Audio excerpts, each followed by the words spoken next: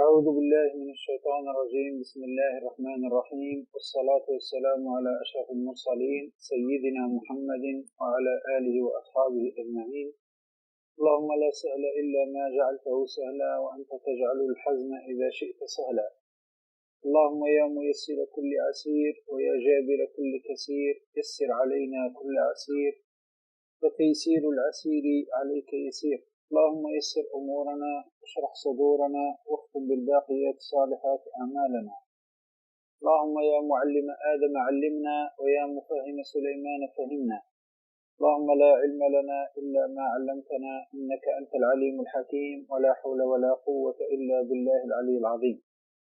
اللهم صل على سيدنا محمد صلاة تخرجنا بها من ظلمات الوهم، وتكرمنا بها بنور الفهم، وتوضح بها عنا ما أشكل حتى يفهم، فإنك تعلم ولا نعلم وأنت علام الغيوب. اللهم صل على سيدنا محمد فاتح لما أغلق والخاتم لما سبق، ناصر الحق بالحق والهادي إلى صراطك المستقيم، وعلى آله حق قدره ومقداره العظيم. أما بعد، أحييكم بتحية الإسلام. السلام عليكم ورحمة الله وبركاته. لازلنا مع درس المنطق مع كتاب السلم المنورق بشرح الشيخ حسن القويسني رحمه الله، شيخ الجامع الأزهر. ووصلنا إلى قول الشيخ رحمه الله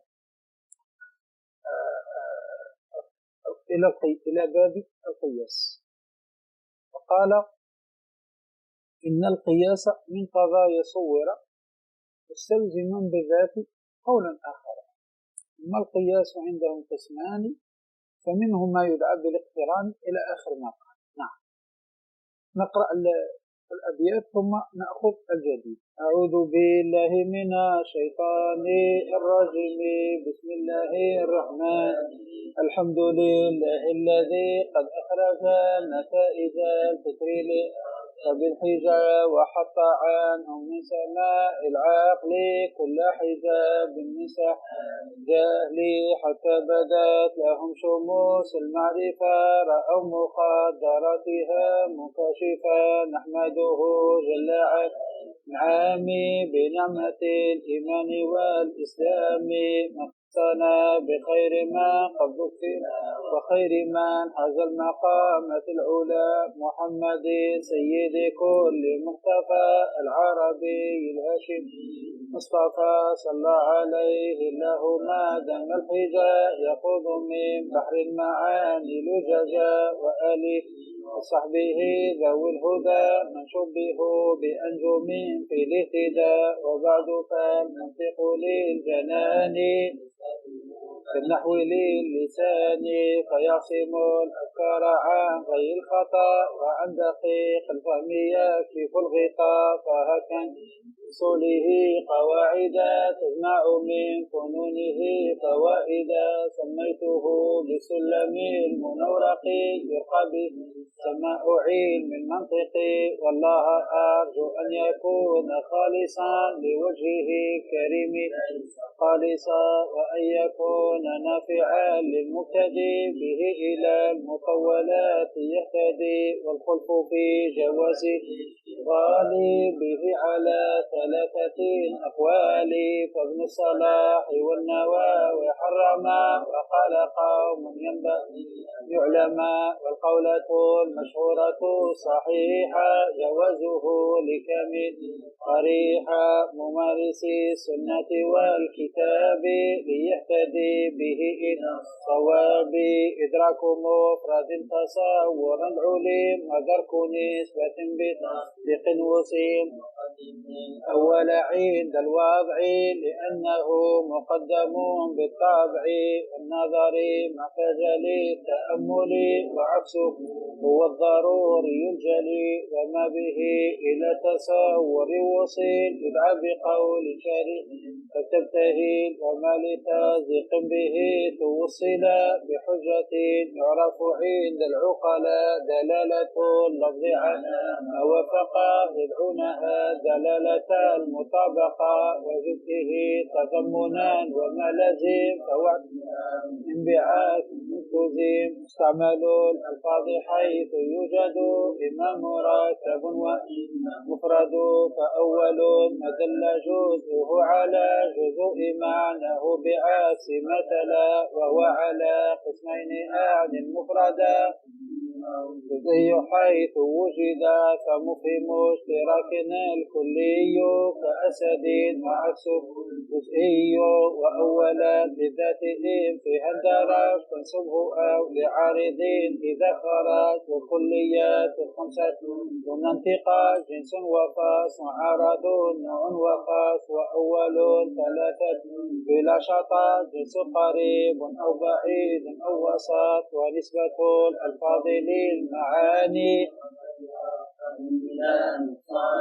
تواطؤ تشاكك تخالف والاشتراك عكسه ترادف واللفظ إما طلب أو خبر وأول ثلاثة ستذكر أمر مع سلوى هدوءا وفي التساوي فاكتما وقع الكل حكمنا على المجموع ككل ذاك ليس ذا وقوع حيثما لكل فرد حكم فإنه قد علم والحكم للبعض هو جزئية والجزء معرفته جلية لا ثلاثة قسم حد ورسمي ولفظي علم فالحد بالجنس وخاص وقع والرسم بالجنس وخاصة مع وناقص الحد بفاصل أو مع جنس بعيد لقى وقع وناقص الرسم بخاصة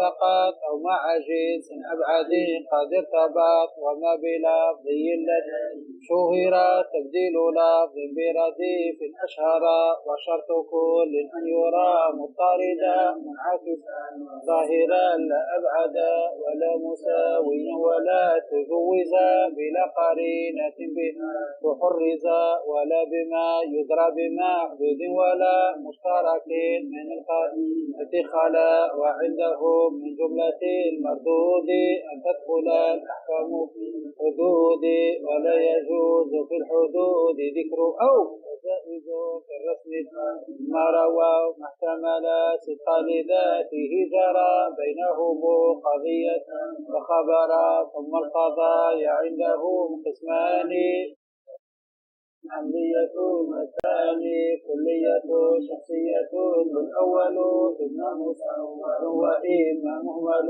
أصول كلي وجزئي يرى وأربع أقسام حيث جرى إما بكل أو ببعض أو بلا شيء وليس بعض أو شبه جلا وكلها موجبة وسالبة فهي إذا الثمان أيبا والأول الموضوع في الحملية والآخر المحمول بالسوية وإن على التعليق فيها قد حكم فإنها شرطية وتنقسم أيضا إلى شرطية متصلة ومثلها شرطية منفصلة جزءهما مقدم وتالي أما بيان ذات الاتصال ما أوجب تلازم الجزئين وذات الانفصال اثنين ما أوجب تنافرا بينهما أقسامها ثلاثة قد تعلم مانع جمع أو خلو أو هما وهو الحقيقي فاعلم تناقض خلف القضيتين في كيف وسيط واحد النقف فإن تكن شخصية أو مهملة فنقضها بالكيف أن تبدل وإن تكن محصورة بسور فانقض المذكور فإن تكون مجمة كلية نقضها سالبة جزئية وإن تكون سالبة كلية نقضها موجبة جزئية العكس قلب جزئي القضية مع بقاء الصدق الكيفية والكم إلا الموجبة الكلية فعوض الموجبة الجزئية والعكس لازم لغير موجود في اجتماع القصة مهملة سلبية لأنها في قوة ذاتية، والعكس في مرتب بالطابع وليس في مرتب بالوضع. إن القياس من قضايا صور مستلزما بالذات قولا آخرا. نعم، وصلنا إلى هنا. نعم. بسم الله. لازلنا في الاحترازات، لازلنا في تعريف القياس. نعم. نعم. اقرأ. وقولنا بالذات قال المصنف رحمه الله تعالى ونفعنا وإياه وأمين وعلوم شيخنا إلى غير الآخر. آمين. وقولنا بالذات خرج به فاستلزم لا لذاته كقياس المساواة، وهو المركب من قضيتين عنه المحمول كلاهما موضوع الأصل. نعم، هذا هو. نحن قلنا ما هو القياس؟ قلنا القياس هو قول تركب من قضايا من قضيتين فأكثر، يلزم عنهما لذاتهما قول آخر. صحيح؟ هذا هو عرفنا القياس هكذا. القياس عبارة عن قول مركب من قضيتين فأكثر يلزم عنهما قول آخر. صحيح؟ شرحنا من قبل قول الشيخ رحمه الله فقولنا قول يخرج المفرد. نعم. وقولنا صور من قضايا يخرج القضية الواحدة. واضح يا جماعة الخير؟ ثم قلنا وقول الشيخ رحمه الله كذلك بالذات هنا خرج به ما استلزم لا لذاته كقياس المساواة، وهو المركب من قضيتين متعلق محمول إحداهما موضوع الأخرى. أهو إذا قلت هكذا مثلا عندك إذا قلت زيد مساو لعمرو، صحيح؟ وقلت وعمر مساو لبكر.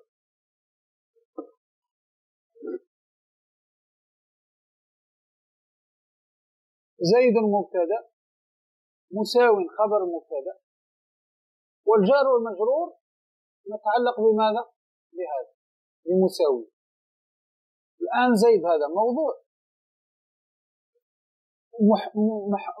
مساوي محمول، وهذا لعمر نتعلق بالمحمول. صحيح ولا لا؟ لذلك الشيخ قال وهو ما تركب من قضيتين أهو متعلق، هو متعلق محمول إحداهما، هو متعلق محمول إحداهما، هذا هو، لأن هذا موضوع هذا محمول وهذا متعلق محمول. قال الشيخ متعلق محمول إحداهما هو موضوع الخبر، هو موضوع، هذا هو موضوع موضوع، فهذا هو المتعلق، هذا هو متعلق المحمول، هو أصبح موضوع الخبر. فهمنا كلام الشيخ؟ أيوة. فالآن عندك ماذا؟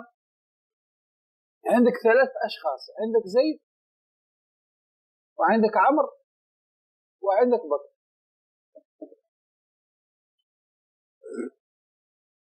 عندك زيد، عندك عمرو، عندك بكر.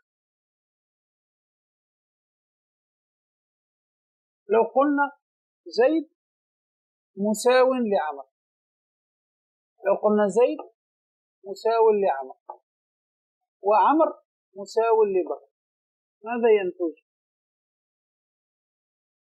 زيد مساوي لبكر. عندك زيد مساوي لعمرو وعمرو مساوي لبكر، ينتج ماذا؟ ينتج أن زيد مساوي لبكر. لكن هذا هذا القضيتين، هذا النتيجة، هل أخذناها من ذات القضيتين؟ لا، ليس من ذات القضيتين، وإنما من قول آخر، وهو قوله مساوي المساوي لشيء مساوي لذلك الشيء. مساوي المساوي لشيء مساوي لذلك الشيء.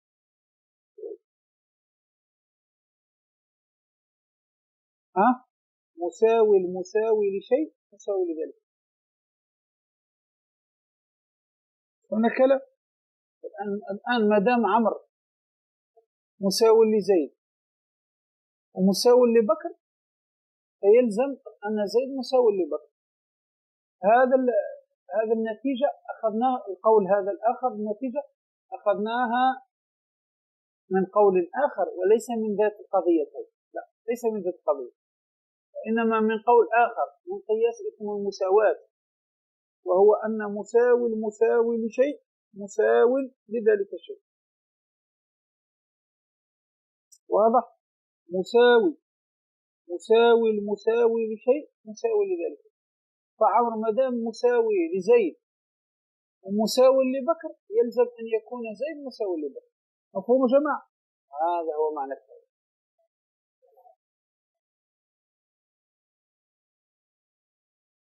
وقولنا بالذات خرج به ما استلزم لا لذاته، لا لذات قضيتين. لزم منه النتيجة لكن ليس لذات قضيتين، لا، وإنما لزم لنتيجة أخرى، وهي مساوي المساوي لشيء مساوي لذلك الشيء، كقياس المساواة، وهو المركب من قضيتين متعلق محمول إحداهما موضوع الأخرى، كما مثلنا في السبورة. نعم، كقولنا نعم كقولنا زيد مساو لعمرو وعمر مساو لبكر. فالآن عمرو مساوي لزيد ومساوي لبكر، هذا نعم مساوي لبكر، لكن هذا الاستلزام ليس لذات القياس بل بواسطة صدق مقدمة أجنبية. نعم.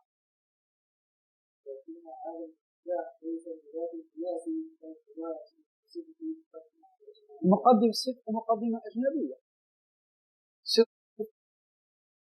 نعم. هي أن مساوي شيء مساوي لذلك. نعم، مساوي المساوي لشيء مساوي لذلك الشيء. نعم، واضح؟ مساوي المساوي لشيء مساوي لذلك الشيء، واضح؟ نعم، فهمنا جماعة؟ فالآن إذا قلت زيد مساوي لعمر وعمر مساوي لبكر، فإننا نستنتج النتيجة من أين؟ من صدق مقدمة أخرى، وهي أن مساوي المساوي لشيء مساوي لذلك الشيء. واضح؟ مساوي المساوي لشيء مساوي لذلك الشيء. هم كلام؟ وليست النتيجة ليست من ذات القضيتين، لا، من صدق مقدمة أخرى، من صدق مقدمة أخرى. فمن يا جماعة الخير هذا معنى الكلام. قال تحت كقياس المساواة، أي وكقياس عقيم اتفق صدق نتيجته لخصوص ما ذكر، كقولك لا شيء من الإنسان بفرس وكل فرس صهال، فإن نتيجته لا شيء من الإنسان بصهال، وهي صادقة قطعا لكن بخصوص المادة. ألا ترى أنك لو قلت وكل فرس حيوان فكانت النتيجة لا شيء من الإنسان بحيوان، وهي كاذبة قطعا. كذلك قياس إذا كان قياس عاقل كذلك اتفق صدق نتيجته هكذا. كذلك يدخل مع قوله قياس المساواة. قوله وهو المركب إلى آخره، أي سواء ذكر فيه مادة المساواة أو لا، وقيل لا بد من ذكر مادتها فيه، وما لم تذكر فيه فهو شبيه بالمساواة لا منه. قوله محمول إحداهما أي الصغرى، موضوع الأخرى أي الكبرى. واعلم أن تسمية قياس المساواة قياسا إما اصطلاح آخر وإما مجاز، لما عرفت من أنه خارج عن تعريف القياس، خارج عن تعريف القياس، فإما تسميته قياس اصطلاح آخر. قوله أجنبية، المراد بها عند الشيخ السانوسي غير اللازمة لإحدى المقدمتين لزوما ضروريا. واضح؟ احترز عن المقدمة التي ترجع بها الأشكال الثلاثة إلى الشكل الأول، وهو عكس إحدى المقدمتين أو كلاهما، فليست بأجنبية لأنها لازمة ضروريا، ولو أريد غير هذا لخرجت الأشكال الثلاثة عن القياس، مع أنها منه، ولغيره كلام آخر انظره إن شئت في المطولات. نعم. المهم نحن قلنا قول الشيخ بالذات يخرج ما استلزم لا لذات القياس كقياس المساواة، فإنه النتيجة تلزم فيه من مقدمة أجنبية وليس من ذات القياس. واضح؟ هذا معنى الكلام. نعم. زيد. أنا ترى أنك لو قلت الإنسان مباين للناطقين. نعم، لم يلزم منه أن الإنسان مباين للناطق. لو قلت هكذا الإنسان مباين للفرس، عارفين مباين ما هو؟ مختلف عنه، والفرس مباين للناطق،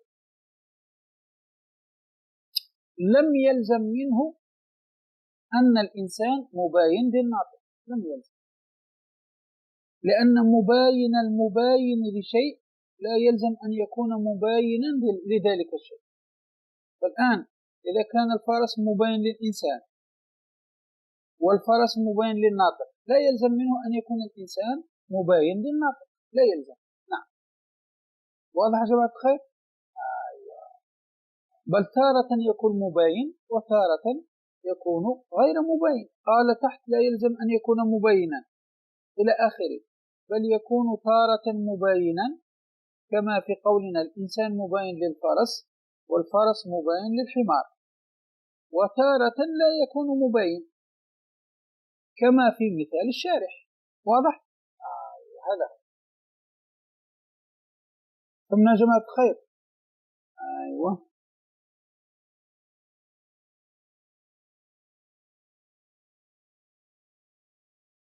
لابد أن تكون النتيجة من ذات القياس، لابد أن تكون عرفناها من ذات القياس وليس من مقدمة أجنبية أخرى. واضح كلام؟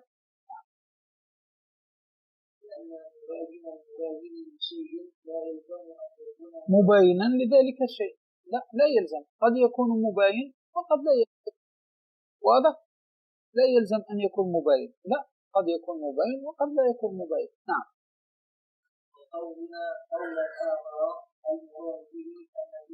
وقول الآخر مراد به النتيجة.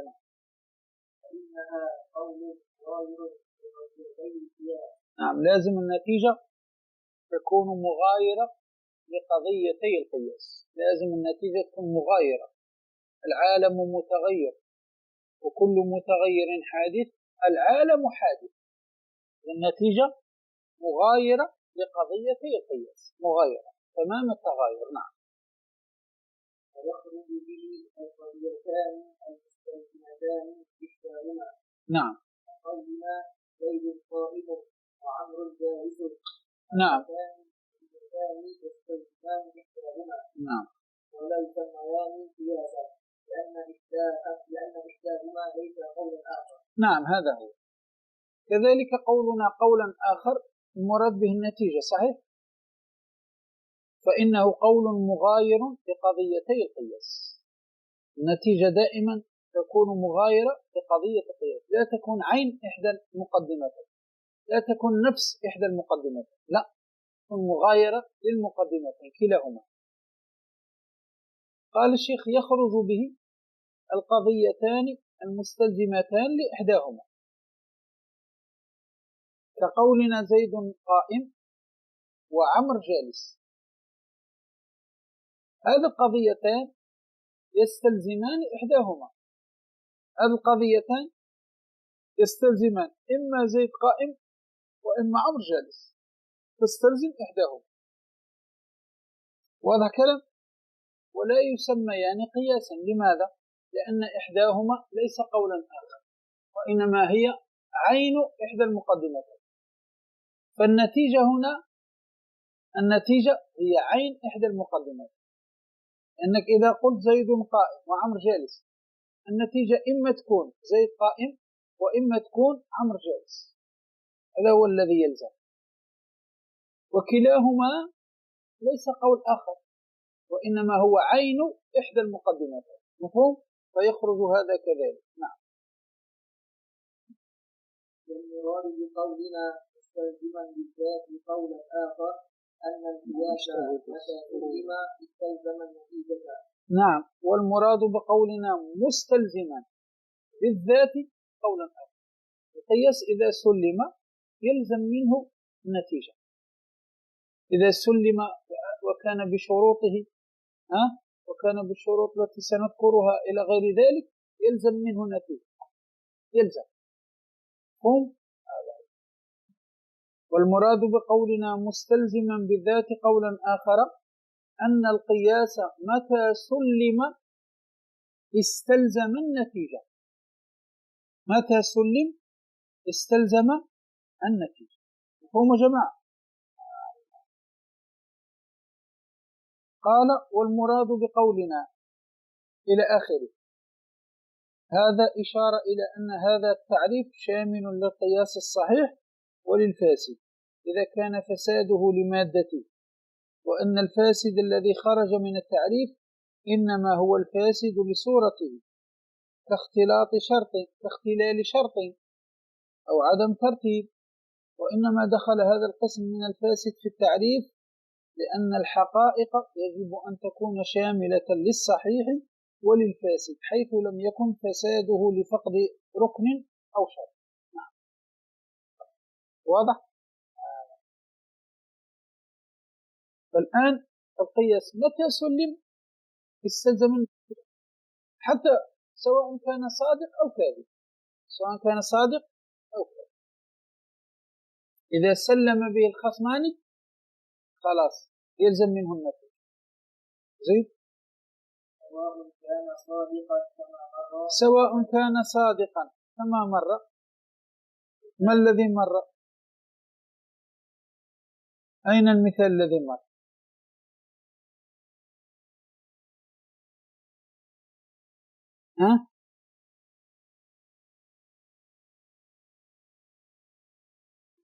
أين كما مر؟ زيد مساو لعمر، وعمر مساو لزيد.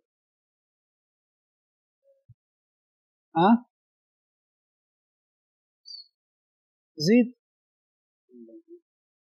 قولنا كل إنسان حمار، كل إنسان حمار، كل حمار صحاب، وكل حمار صحاب. لو سلمت هذه القضيتين سلمتا، يعني سلم بها الخصمين كلاهما سلم، خلاص يلزم النتيجة. فهم؟ لو جيت قلت نعم كل إنسان حمار، نعم، وكل حمار صحاب، نعم، يلزم النتيجة. متى سلمت؟ ماذا؟ متى سلمت يعني استلزمت النتيجة، لأن هذا القياس لم يختل منه شرط أو ركن، أتى على الشروط والأركان، لكن فاسد من ناحية ماذا؟ من أي ناحية فاسد؟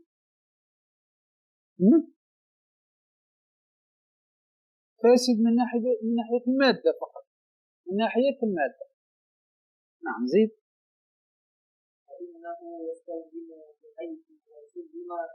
كل إنسان صار يستلزم النتيجة، وهي كل إنسان صحائي. نعم، مفهوم؟ وإنما قلنا ذلك لأن التعريف يجب صدقه على القياس الصادق والكاذب كالصفصف. وإنما قلنا ذلك لأن التعريف يجب صدقه على القياس الصادق والكاذب كالصفصف.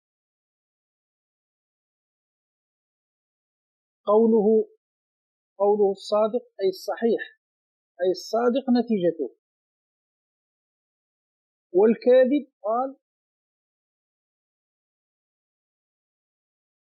أي الفاسد أو الكاذب نتيجته، أي إن لم يكن الفاسد بفقد شرط أو ركن كما قلنا، بل لخلل المادة في المادة فقط كما عرفت كالصفصفة، أي فإنه يتركب من المقدمات الكاذبة ومع ذلك يسمى قياسا. واضح يا جماعة؟ قوله لأن التعريف إلى آخر علة التسليم، ولأن لزوم الشيء للشيء كون الشيء بحيث لو وجد لازمه وإن لم يوجد في الواقع. قوله كالصفصفة أي ومثلها الجدل والخطابة والشعر والبرهان، لأن هذه كلها أقيس. واضح؟ شينا جماعة. وإنما قلنا ذلك لأن التعريف يجب صدقه على القياس الصادق والكاذب كالصفصفة. الصفصفة هي عبارة عن ماذا؟ عبارة عن مقدمات كاذبة، عبارة عن مقدمات كاذبة الصفصفة. واضح؟ عبارة عن مقدمات كاذبة، ومع ذلك ماذا؟ ومع ذلك تسمى قياس، ومع ذلك تسمى قياس. صفصفة مثل ماذا؟ ما مثال الصفصفة مثلا؟ ما مثالها الصفصفة؟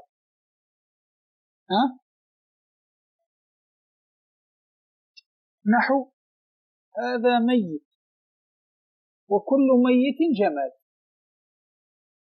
نحو هذا ميت وكل ميت جماد، فهذا جماد. واضح؟ لو تأتي فرس في الحائط تقول هذا فرس وكل فرس صاهل، فتقول هذا صاهل. هذه مقدمات كاذبة. رأيت صورة في الحائط صورة فرس فقلت هذا فرس وكل فرس صاهل، فقلت هذا صاهل. كلام. هذه الصفصفة. فالصفصفة تدخل كذلك في التعريف، تدخل في تعريف القياس، تدخل في تعريف القياس. نعم. لأن الصفصفة قياسها لم يختل منه شرط أو ركن، وإنما الخلل في المادة فقط، مادة القياس. سنتكلم على هذا. زيد. ثم تفسير الذكر القياس عنده أي المناطق قسمان هما الاقتران والشرط. الاقتران والشرط. الاقتران يكون في الحملية، صحيح، والشرطي يكون في القضية الشرطية، يكون في القضية الشرطية. نعم. ثم القياس عندهم قسمان، فمنه ما يدعى بالاقتران إلى غير ذلك. ثم القياس عندهم عند المناطق قسمان. واضح؟ الاقتران والشرطي. قال تحت الاقتران ويكون في الحملية، والشرطي اشتمال القضية الأولى المسمات بالكبرى على الشرط إن وكلما. نحو إن كانت الشمس طالعة في النهار موجود، لكن الشمس طالعة في النهار موجود. وهذه النتيجة ذكرت في القياس بمادتها وهيئتها، وهو قسمان: قياس شرط متصل وقياس شرط منفصل. فالأول ما ركب من القضايا المتصلة، واضح، والثاني ما ركب من القضايا المنفصلة إلى آخره، إلى ما سيأتي إن شاء الله. فالقياس عند المناطق قسمان: اقتراني ويكون في الحمليات، وشرطي وينقسم إلى قسمان: شرطي متصل وشرطي منفصل. كل هذا سيأتي الكلام عليه. نعم. ما بدع أن يسمى بالقياس الاقتران. نعم. الاقتران الحدود فيه، والحدود عندنا كم حد؟ 3: حد أصغر، وحد أكبر، وحد وسط. حد أصغر، وحد أكبر، وحد وسط. فالحدود مقترنة، هنا الحدود مقترنة مع بعض، ولذلك سمي اقتران، لاقتران الحدود فيه وعدم فصلها. هل هي مفصولة؟ ليست مفصولة، إنما مقترنة. واضح يا جماعة الخير؟ لقد العالم متغير، وكل متغير حادث. هنا الحدود مقترنة. واضح؟ الحد الأصغر، والحد الأكبر، والحد الوسط. فالحد الأصغر ما هو يا جماعة؟ الحد الأصغر ما هو؟ الحد الأصغر هو موضوع النتيجة ولا محمول النتيجة؟ يكون موضوع النتيجة. والحد الأكبر يكون محمول النتيجة. والحد الوسط هو الذي يحذف عند ذكر النتيجة. هذا الحد الوسط هو الذي يحذف عند ذكر النتيجة. والحد الأصغر هو موضوع النتيجة، والحد الأكبر هو محمول النتيجة. كل هذا سيأتي إن شاء الله.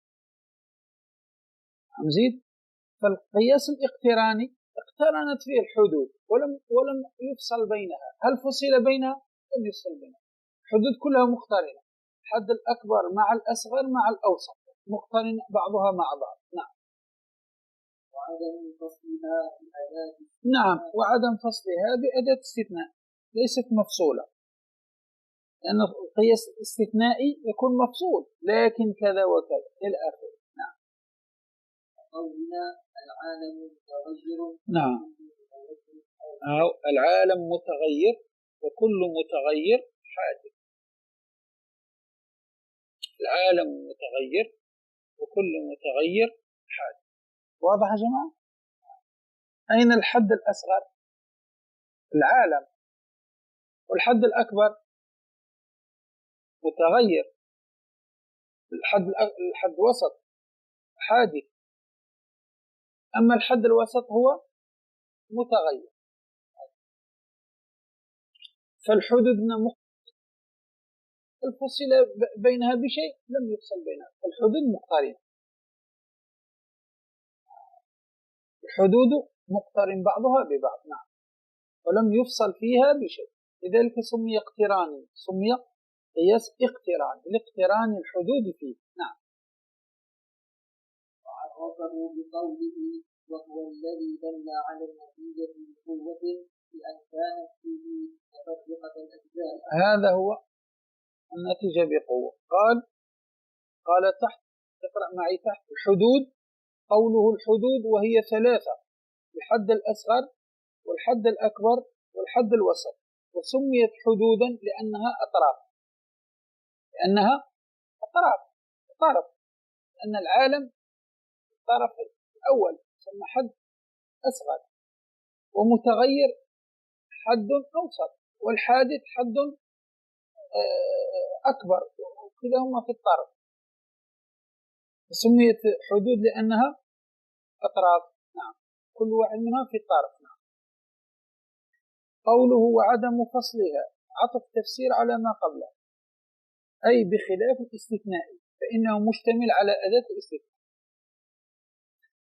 قوله العالم متغير إلى آخره. لفظ العالم هو الحد الأصغر. أو بدأ الشيخ قال لفظ العالم هو الحد الأصغر، ومتغير المذكور في المقدمتين هو الحد الوسط، أو وحادث هو الحد الأكبر كما قلنا.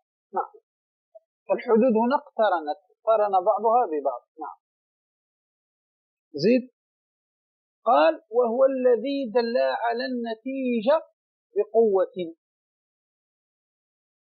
يعني ما معنى دل على النتيجة بقوة؟ يعني القياس الاقتراني هو الذي تكون النتيجة فيه مذكورة، تكون النتيجة مذكورة لكنها متفرقة الأجزاء، متفرقة الأجزاء. إذا قلت هكذا: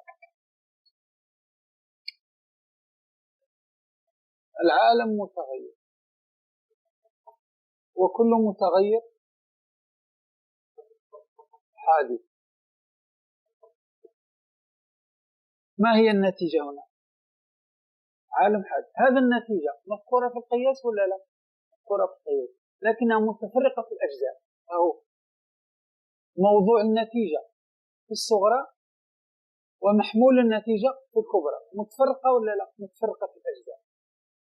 هذا معنى متفرقة في الأجزاء، جزء منها في الصغرى وجزء منها في الكبرى. موضوع النتيجة في الصغرى ومحمول النتيجة في الكبرى. واضح يا جماعة الخير؟ فهنا القياس هذا يدل على النتيجة ليس بالفعل وإنما بالقوة. ما معنى بالقوة؟ أن النتيجة متفرقة فيه متفرقة، جزء منها في الصغرى وجزء منها في الكبرى، ليست مذكورة بهيئتها وشكلها، لا، وإنما متفرقة. هذا يسمى ماذا؟ هذا يسمى بالقوة. هذا يسمى دل على النتيجة بالقوة. فهذا القياس دل على النتيجة بالقوة، لم يدل عليها بالفعل، لم يدل عليها بالفعل، بخلاف الاستثنائي. الاستثنائي يدل على النتيجة بالفعل، بأن تكون النتيجة مذكورة كما هي في أحد الأقيس، إما في المقدم وإما في التالي. فهمنا ما دل على النتيجة بالقوة؟ هذا هو نحن، وهو الذي دل على النتيجة بقوته، بأن تكون النتيجة متفرقة الأجزاء. نعم. ترى أن قولنا العالم متغير كل متغير حادث يدل على النتيجة وهي العالم حادث لكن بالقوة. رأيت؟ أيوة. لكن نعم، معنى أن أجزاءها متفرقة في أجزاء النتيجة متفرقة في القياس. فموضوع النتيجة في الصغرى ومحمول النتيجة في الكبرى، فالنتيجة متفرقة في القياس. نعم. لأن موضوعها لأن موضوع النتيجة موضوع الصغرى، ومحمول النتيجة محمول الكبرى، فهي متفرقة. هذا يسمى بالقوة، هذا يسمى بالقوة. نعم. فهمنا يا جماعة الكلام ده؟ نعم. قوله مختص نعم. فلا يركب إلا منها أحكام الشرعية رأي مرجوح ضعيف، يعني رأي مرجوح يعني رأي ضعيف.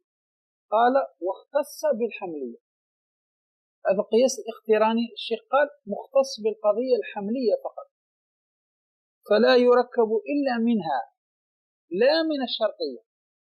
قال هذا رأي مرجوح ضعيف،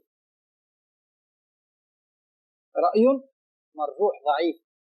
لكن الصحيح أن القياس الاقتراني يركب من القضايا الحملية ومن القضايا الشرطية، من القضايا الحملية ومن القضايا الشرطية. نعم. قال رأي مرجوح خبر عن قوله فيما سبق واختص وما بينهما اعتراض، والمراد بالرأي المذهب، والمرجوح مراد به الضعيف.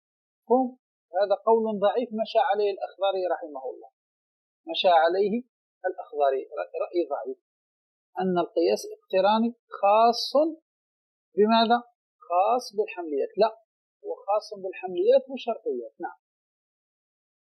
الصحيح أن القياس الاقتراني مؤلف من قضايا الحمليات كما تقدمنا، ومن القضايا الشرطية كذلك. واضح؟ ومن القضايا الشرطية كذلك. نعم. قولنا كلما كانت الشمس طالعة كان النهار موجودا. نعم. كلما كان النهار موجودا كانت الأرض مضيئة. انظر الآن، انظر كلما زيد كانت الشمس طالعة. زيد. كان النهار موجودا. زيد. وكلما كان النهار موجودا، وكلما كان النهار موجودا كانت الأرض كانت الأرض مضيئة.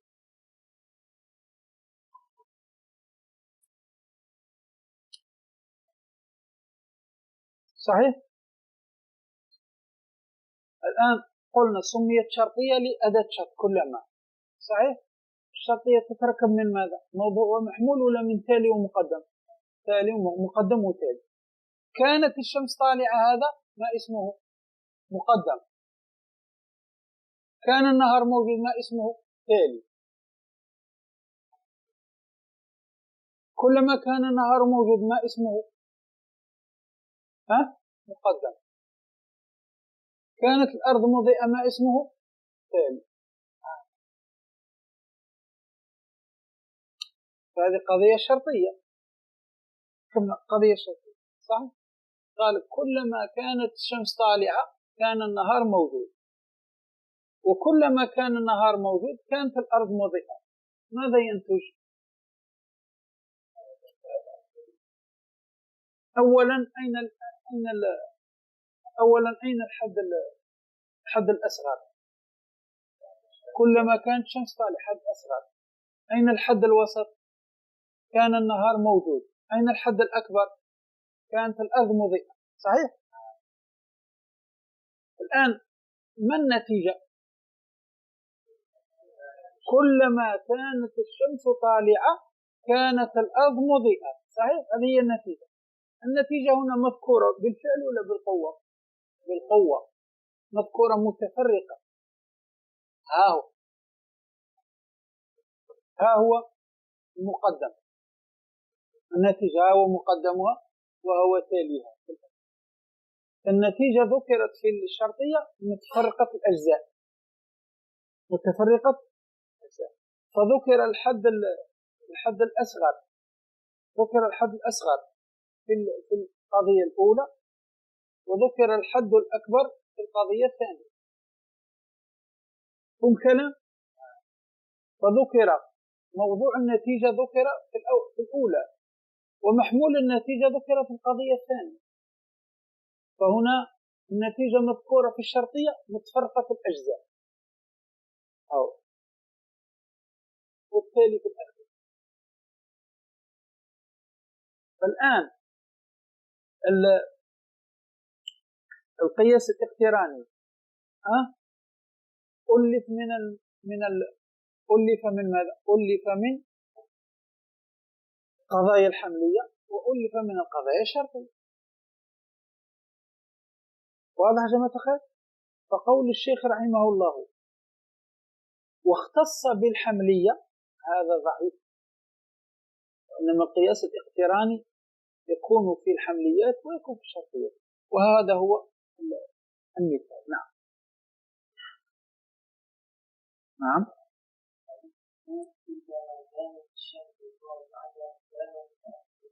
كانت الأرض مضيئة. واضح يا جماعة الخير؟ القياس الاقتراني ليس مختص بالحملية، وإنما مختص بالحملية والشرطية. مفهوم؟ نعم. زيد. فإن تريد تركيبه فركب مقدماته على ما وجب. نعم. فإن تريد تركيبه أي القياس الاقتراني، نعم، فركب مقدمات أي مقدمتين. لا، أو مقدمات إن ركب من أكثر. نعم. واضح يا جماعة؟ أيوة. إن تريد تركيب القياس الاقتراني، إذا أردت أن تركب القياس الاقتراني فركب مقدماته، سواء كانت 2 أو أكثر من 2، ركبها على ما وجب، على الوجه الذي وجب الإتيان به، بأن تأتي بوصف شيء، وأن تذكر الحد الوسط، وأن تقدم الصغرى على الكبرى إلى غير ذلك، إلى غير ذلك مما ذكر. نعم. فركب مقدماته. نعم. على ما وجب. أي على الوجه الذي وجب من الإسلام بوصف جامع بين طرفي النتيجة وهو الحد المكرر. نعم. نعم هذا. فمن يا جماعة الخير، فإذا أردت أن تركب القياس الاقتراني فلا بد أن تركبه على ما وجب، يعني على الوجه الذي وجب، من الإتيان بوصف جامع بين طرفي النتيجة، بوصف جامع بين طرفي النتيجة وهو الحد المكرر. هذا الحد الوسط، حد المكرر. نعم. واضح يا جماعة الخير؟ وسمي مكرر لماذا؟ لتكرره في القياس، لتكرره، لأنه ذكر في الصغرى وذكر في الكبرى فسمي مكرر. نعم. هو مشتملة على موضوع النتيجة أو مقدمة. نعم هذا هو. واضح؟ إن أردت أن تركب القياس الاقتراني فلا بد أن تركبه على ما وجب، على الوجه الذي وجب من الإتيان بوصف جامع وهو الحد المكرر. واضح؟ وبه حصلت المقدمة. قال إحداهما، يعني إحدى المقدمتان مشتملة على موضوع النتيجة اللي هي الصغرى، مشتملة على موضوع النتيجة، صحيح؟ أو مقدمها، هذا في ماذا؟ في الشرطية، في الشرطية. موضوع مشتملة على موضوع النتيجة هذه في الحملية، أو مقدمها في الشرطية. نعم. والأخرى على محمولها أو تاليها. والأخرى اللي هي الكبرى مشتملة على محمولها أو تاليها. فمحمولها الاقتراني، محمولها ماذا؟ محمولها في ماذا؟ في القضية الحملية، وتاليها في القضية الشرطية كما مثلنا هنا. نعم. ومن اندراج الأصغر تحت الأوسط. ومن دراج الحد الأصغر يندرج تحت الأوسط، تحت الأوسط. واضح يا جماعة؟ هذا هو التركيب. إذا أردت أن تركب ماذا؟ قياس الاقتران، تأتي بماذا؟ تأتي بوصف الجامع وهو الحد المكرر. واضح؟ وأن تكون إحداهما مشتملة على موضوع النتيجة أو مقدمها، وتكون الأخرى مشتملة على محمول النتيجة أو تاليها. هذا هو. وكذلك من الشروط اندراج الأصغر، يعني الحد الأصغر لابد أن يندرج تحت الحد الأوسط، تحت الحد الأوسط. نعم. في الاقتران. هذا هو. مفهوم يا جماعة؟ ما معنى اندراج الأصغر تحت الأوسط؟ قال تحت، اقرأ معي تحت. قال الحد المكرر أي الذي هو الحد الوسط سمي مكررا لتكرره في القياس، لأنه يذكر في مقدمتيه الصغرى والكبرى، لذلك سمي مكرر. قوله مشتمل على موضوع النتيجة أي مع الحد الوسط، وتسمى الصغرى في القياس الاقتراني المركب من الحملية. وقوله أو مقدمها في المركب من الشرطية. وقوله على محمولها أي مع الحد الوسط أيضا. وتسمى الكبرى أو محمولها في المركب من الشرطية. مفهوم يا جماعة؟ قوله ومن اندراج الأصغر الذي هو موضوع النتيجة تحت الأوسط الذي هو أوسط الكبرى مثلا. إذا قلت كل إنسان حيوان وكل حيوان جسم، فالأصغر هو إنسان قد اندرج في الحيوان لينسحب عليه أي على الأصغر الذي هو إنسان حكم الأوسط الذي هو حيوان. والكلام هكذا. أو عندك موضوع وعندك ماذا؟ محمول. عندك موضوع عندك محمول. الشيخ ماذا قال؟ قال ومن اندراج الأصغر. أين الحد الأصغر هنا؟ العالم. هذا هو الأصغر. لازم هذا الأصغر يندرج في الحد الوسط، يعني يدخل تحته.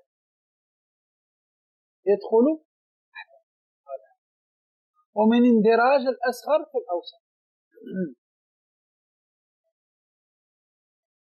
لما قلنا العالم متغير وكل متغير، هنا ماذا اندرج؟ هنا اندرج العالم في كل متغير، اندرج في الوسط، الحد الوسط. فهمتوا يا جماعة؟ هنا العالم حد وسط، حد العالم حد أصغر. هذا الحد الأصغر اندرج في الأوسط. هذا العالم متغير دخل في كل متغير. لازم هذا من الشروط كذلك أن يندرج الأصغر تحت الحد الوسط، لازم يدخل تحته. فالآن هنا الحد الأصغر اللي هو العالم اندرج في الحد الوسط، اندرج في متغير، دخل في متغير. فهمتوا هذا الكلام يا جماعة؟ مفهوم هذا؟ إذا قلت هنا كذلك كلما كانت الشمس طالعة كان النهار موجود. أين الحد الوسط هنا؟ أين الحد الأصغر؟ كلما كانت الشمس طالعة. هذه كذلك الحد الوسط اندرج في ماذا؟ اندرج في الوسط، الحد الوسط.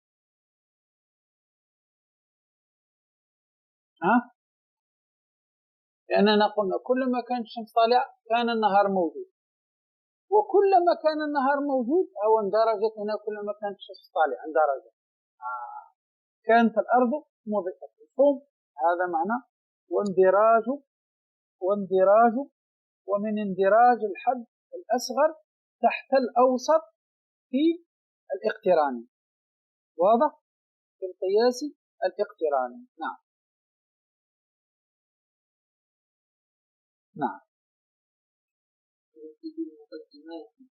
اسمح لي ماذا قال؟ الآن فإذا أردت أن تركب القياس فركبه، يعني ركب مقدمتيه على ما وجد، على الوجه الذي وجد، من الاتيان بوصف جامع كما قلنا، وبأن تأتي بمقدمتين إحداهما مشتملة على موضوع النتيجة مع الحد الوسط، والأخرى مشتملة على محمول النتيجة مع الحد الوسط، أو مقدم مع الحد الوسط والتالي مع الحد الوسط. واضح كلام؟ كذلك ثالثا أن يندرج الحد الأصغر في الحد الوسط، يعني يدخل تحته كما شرحنا. نعم. في الاقتران كما سيأتي الشيخ قال، في الاقتران كما سيأتي. قوله في الاقتران وأما الاستثناء فلا يتأتى فيه ذلك. لماذا؟ قال لأن النتيجة لا تكون مفرقة في الأجزاء في المقدمتين. واعلم أن نتيجة القياس الاستثنائي حملية لها موضوع ومحمول غير متفرقين في القياس، كما سيأتي في قولك كلما كان هذا إنسانا كان حيوانا لكنه حيوان ينتف فهو إنسان. فهذه قضية حملية لها موضوع ومحمول، لا مقدم وتالي متفرقين في القياس. فتأمل هذا سيأتي إن شاء الله، سيأتي في الاستثناء. نعم. واضح؟ أيوة هذا. ومن اندراج الأصغر تحت الأوسط في الاقتران، أما في الاستثناء لا يتأتى ذلك. نعم. زيد. ورتب المقدمات وانظرا صحيحها من فاسد مختبرا. نعم. ورتب المقدمات بأن تقدم الصغرى، هذا هو أن تقدم الصغرى منهما، وهي المشتملة على موضوع النتيجة كما قلنا. الصغرى هي التي تشتمل على موضوع النتيجة، يكون موضوعها موضوع النتيجة. هذه هي الصغرى، يكون موضوعها موضوع النتيجة. نعم. تقدمها على الكبرى بأن تقدم الصغرى على الكبرى. هذا كذلك لازم هذا الترتيب. وهي المشتملة على محمول النتيجة، أما الكبرى هي المشتملة على محمول النتيجة. نعم. ويكون على الوجه الخاص على الشروط التي سنذكرها. واضح يا جماعة؟ من الأشكال.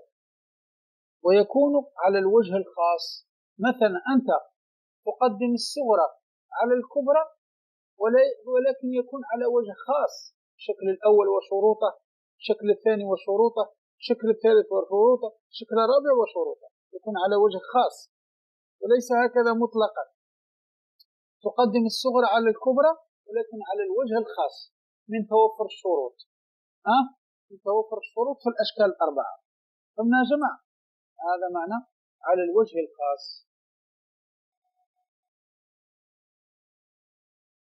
نعم. كلية، هذه في الشكل الأول. هذا في الشكل الأول لازم الصغرى تكون موجبة والكبرى، هذا في الشكل الأول لازم مراعاة هذا الشيء، لابد من مراعاته كذلك. إذا أتيت بالصغرى والكبرى لازم تلاحظ هذا، لازم تلاحظ هذا الوجه الخاص اللي هو أن تكون الصغرى موجبة وتكون الكبرى كلية. هذا في الشكل الأول، الشكل الأول. كل يوم تنقص 5 دقائق، ما هذا؟ وفي هذا القدر كفاية. أسأل الله تبارك وتعالى يجعلنا من الذين يستمعون القول فيتبعون أحسنه، أولئك الذين هداهم الله وأولئك هم أولو الألباب. صلى الله وسلم وبارك على سيدنا محمد وعلى آله وصحبه وسلم. الحمد لله.